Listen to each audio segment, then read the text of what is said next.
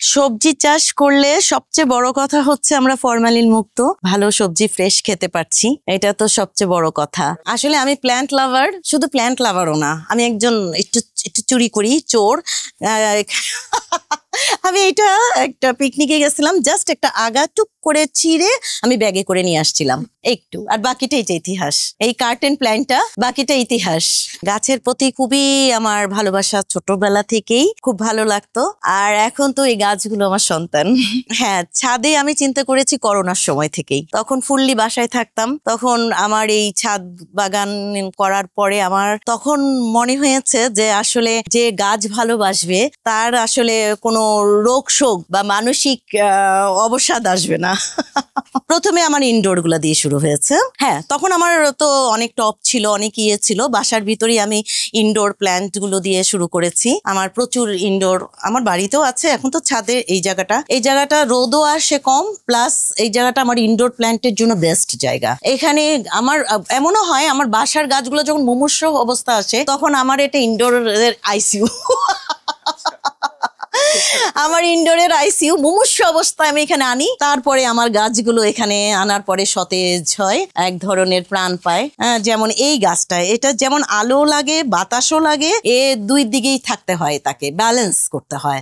আমরা ভাবি যে ইনডোর মানে ফুল ইনডোর, আমি ঘরে রেখে দিলাম সে ভালো থাকবে। নো, আমার মনে হয় যে ইনডোর গাছগুলোর যত্ন একটু অন্যভাবে করতে হয়।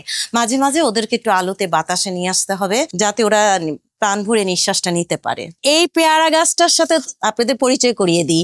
এটা হচ্ছে থাই পেয়ারা গাছ, ঠিক আছে, কিন্তু সারা বছর পেয়ারা হয় এবং এই পেয়ারাগুলো এত টেস্টি, খুবই টেস্ট, এত বড় বড় হয়। আমার এটা লক্ষ্মী গাছ একটা। আমার এই আম গাছের একটা ভালো স্মৃতি আছে। আম গাছটা আমার মার বাসায় গেছিলাম, তো আমরা পালি, হ্যাঁ, তো মা বললো যে খাও। তা আমি ঠিক দুটা বড়া নিয়ে যখন খাবো, তখন আমার বোন জয়া বলছে কি, এই শোনো, তুমি তোমার ছাদে এই বড়া দুটা নিয়ে লাগিয়ে দাও। তারপরে আমি বড়া দুটো লাগিয়ে দিলাম, আর বাকিটা তো ইতিহাস। এই আম্রপালি, এই আমড়া গাছটা হচ্ছে, এটা সত্যি কথাই, এটা থাই আমড়া গাছ, ঠিক আছে, কিন্তু এটা সারা বছর এটা হয়।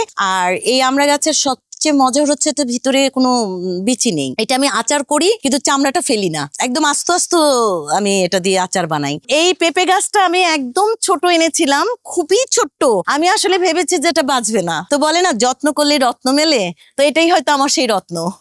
এই পেঁপে গাছটার মানে আমি ভেবেছি প্রথমে যেটা ফলও হবে না, কিচ্ছু হবে না, কিন্তু এখন দেখছি, দেখেন হয়েছে, অনেক পেঁপে হয়েছে। হ্যাঁ, এইখানে আমি যেটা বলতেছি আপনাদেরকে, মানে একটা আমি লাগিয়েছিলাম, আর বাকিটাই যে ইতিহাস। আমি নিজেও খাই, সবাইকে পাঠাই। মিষ্টি আলুর শাক খেতে খুবই টেস্ট, খুবই টেস্ট। আমি এটা চিংড়ি মাছ দিয়ে রান্না করি, তারপরে কিছু ইলিশ মাছের মাথা টাথা দিই, খুবই স্বাদ, বা এমনি খেলেও স্বাদ। এই যে সিম গুলো, এগুলো একদম ছোট জাতের, এতটুক সিম, কিন্তু কি যে টেস্টি। এইগুলো 12 মাস আমি এই সিম গুলা খাই, 12 মাস। হ্যাঁ, এফোর্ট দিতে হয়, এফোর্ট দিতেই হবে, বললাম তো, কিছু ভালো কিছু পেতে চাইলে তো পরিশ্রম করতেই হবে, পরিশ্রম ছাড়া তো কিছু হয় না, তো পরিশ্রম করতে হবে। আমি তো ফার্স্টেই বলে রেখেছি যে এটা আমার সন্তান, ওরা, তা আমি তো সন্তানদের কাছে যদি না আসি তাহলে তো দেখা যায় যে ওরাও মন খারাপ করে। তো দুদিন না আসলে বা একদিন না আসলেই তো মনে হয় যে না, ওদের যত্ন হচ্ছে না। আর ওদের যখন আমি যত্ন না করি, তখন ওদেরকে দেখলেই বোঝা যায়।